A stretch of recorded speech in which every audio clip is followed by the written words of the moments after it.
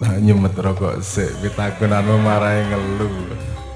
Iki kanca-kanca iki ngerti quantum entanglement boy. Kowe iki rapopo ya. Kita saya jelaskan sedikit bagaimana itu quantum entanglement dan kenapa dia menteorikan ini sebagai metode cara kerja dari santet. Oke. Ini telung SKS yang menjelaskan entanglement ini. Jadi gini, saya jelasin sedikit ya entanglement ya. Mohon maaf agak pusing ini. Entanglement, saya istilahkan ini, Anda tahu elektron ya?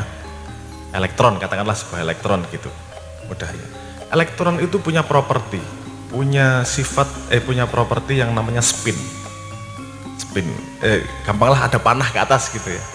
Kalau dia ada entanglement itu dia berarti berpasangan. Kalau yang satu di atas, yang satu pasti di bawah. Yang satu di atas pasti satu di bawah. Dua elektron ini dipisah dari ujung jagat sampai ujung jagat. Kalau yang satu dibalik, yang satu pasti balik. Jadi dia berhubungan satu sama lain tanpa peduli jarak. Itu makanya disebut sebagai spooky action at a distance. Itu makanya disebut sebagai spooky action at a distance. Artinya aksi jarak jauh yang menakutkan. Karena bisa tahu yang di sini gimana, yang di sana gimana. Greng, geraknya seperti itu. Nah, menurut dia gini. Ya ini bisa misalnya A sama B, ada dua pasang, A sama B dan 1 sama 2, misalnya gitu. Ini bisa diganti pasangan, A sama 2 dan 1 sama B, bisa diganti seperti itu. Jadi pasangannya itu bisa diganti. Paham maksud saya ya? Tapi intinya dua itu berhubungan langsung. Nah, karena elektron dan semua atom ini yang membuat badan, yang membuat semua benda, teori dia adalah yang disantetkan, yang sama diperutkan itu di-entangle, dipasangkan. Jadi ketika di sini dibalik, grek, langsung masuk ke sana, grek. Jadi berubah bentuk seperti yang di sini. Anda tahu teori ini entanglement? Apakah itu yang terjadi? Saya belum tahu. Karena posisi saya sekarang baru riset sama dukun. Loh, nek kowe duwe referensi dukun ampuh neng kene kandhani aku, tak parani, tak takoni iki. Apakah itu teknologi? Bisa jadi. Saya nggak berani belum berani memberi statement apapun itu karena saya tidak tahu dunia perdukunan dan keilmuan seperti itu. Saya tidak menganggap, sampai sekarang saya melihat itu sebagai teknologi yang tidak saya pahami. Karena seperti kalimatnya Carl Sagan kalau nggak salah, yang mengatakan begini, teknologi yang cukup canggih, yang sangat jauh canggihnya, kamu akan menganggapnya itu sebagai magic. Teknologi yang cukup canggih, yang sangat jauh canggihnya, kamu akan menganggapnya itu sebagai magic. Kamu bayangkan, kamu punya telepon ini zamannya Pak Karno, lah dianggap dukun. Wah, ngomong karo cah Jakarta, jauh ini dukun ini mesti, kan ngono toh? Karena tidak paham teknologi ini. Kamu pakai korek itu tadi Gusti Allah ya, zaman biyen.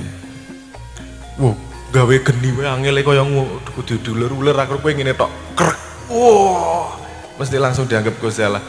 Teknologi yang sangat jauh itu kita anggap magic karena kita tidak tahu mekanismenya. Apa yang perlu dilakukan dengan ilmu-ilmu tersebut? Menurut saya diteliti dulu. Karena kita tidak bisa menilai sesuatu yang kita tidak paham. Jangan percaya dan tidak percaya.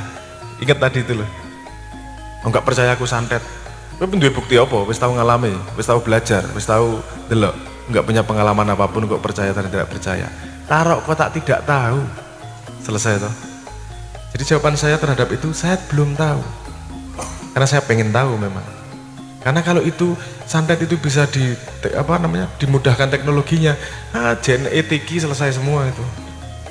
Oh, kirim ke Jakarta 10 menit, geng. Kantong macan kayak atau bulu perindu kayak segala macam ngono-ngono. Saya juga lagi belajar piye itu sebenarnya metodologinya, teknologinya dan seterusnya. Nah, tetap harus dihitung resikonya. Apakah dengan kamu belajar santet, kamu kemudian beresiko jadi tukang santet, misalnya gitu. Apa kemudian punya musuh tukang santet atau gimana? Tetap segala sesuatu keputusannya selalu mengandung resiko dan kita hitung bareng-bareng. Kalau mau masuk harus siap dengan resikonya. Entanglement sangat mungkin untuk menjadi metode yang dilakukan oleh santet. Karena sejauh ini saya riset, saya punya kecurigaan besar bagaimana teknologi itu bisa memilih random pada quantum decision. Itu yang saya bingung. Tapi kalau itu bisa dipilih, wes ngeri. Jawa ngeri. Tapi sing ora masuk akal kok milih gue menyan yo. Milih gue kembang yo. Itu saya belum tahu belum tahu. Terus terang saya belum tahu banyak tentang itu dan saya tertarik untuk belajar. Duduk pengen jadi dukun, orang-orang pengen jadi dukun. Aku pengen ngerti gimana sih kalau teknologinya bisa diaplikasikan dengan tanpa resiko neraka, kan menarik. Bener nggak maksud saya? Paham maksud saya ya? Apakah bener itu neraka? Kadang-kadang kita tidak paham juga kok. Kita cuman prejudis juga kok, kadang-kadang kan gitu. Itu kayak misalnya saya pernah disalahin. Kenapa harus ngasih ruatan-ruatan pakai hewan-hewan, pakai daun-daun, itu sirik. Saya tahu takonono sing nglakoni tujuannya opo. Itu kan kamu nggak paham dunianya. Tanya dong sama yang melakukan. Saya bertanya sama mereka, ngopo tau kudu ngene iki? Loh, niki kan ruatan ning teng Gusti Allah. Mosok menungso ndonga ning Gusti Allah dhewe. Mbok dijak dulur-dulure, enten kembang dijak, enten pitik dijak agar bareng-bareng ngadep karo Gusti Allah. Mosok ora tak salahke. Dia mengajak saudara, dia merasa manusia sebagai khalifah, ngajak makhluk-makhluk lain untuk berdoa di hadapan Tuhan. Bahwa konsepnya tidak sesuai dengan yang kamu pahami selama ini bukan berarti salah loh. Banyak hal-hal yang kamu tidak pahami juga benar loh, kadang-kadang kan gitu. Benar itu tidak mudah. Saya tanya, kalau di tengah sini ada anjing dan dikelilingi oleh 4 orang, semuanya memfotonya, ada nggak foto yang sama? Yang benar yang mana? Semuanya benar ya, bentuknya berbeda. Jadi ada yang namanya sudut pandang.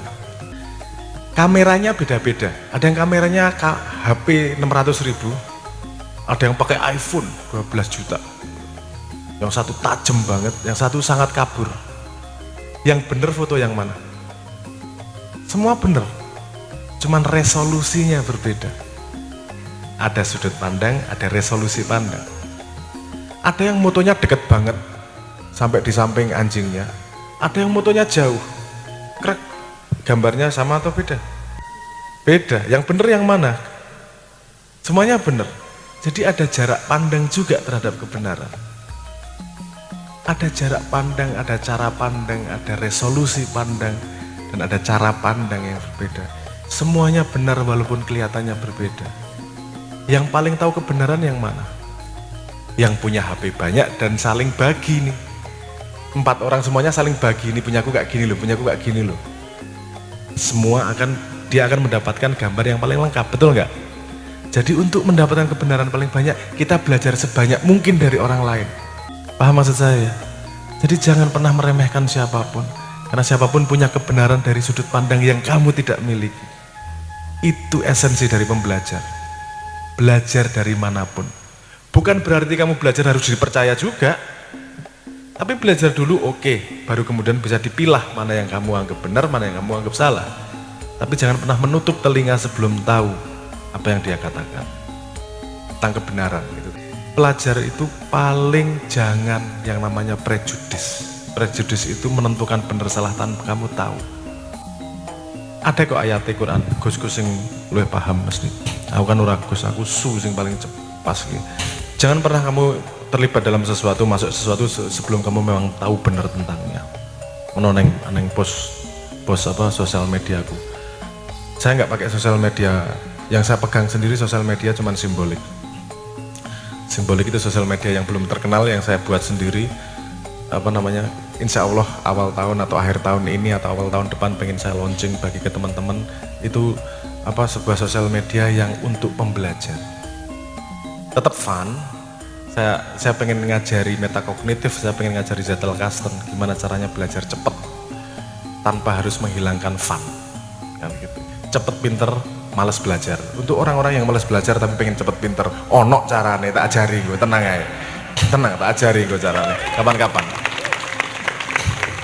Dan selain itu juga ada sosial medianya agar kita bisa saling berbagi itu tadi. Kita saling berbagi kameramu, jarakmu agar lebih cepat mencapai kebenaran yang lebih lengkap.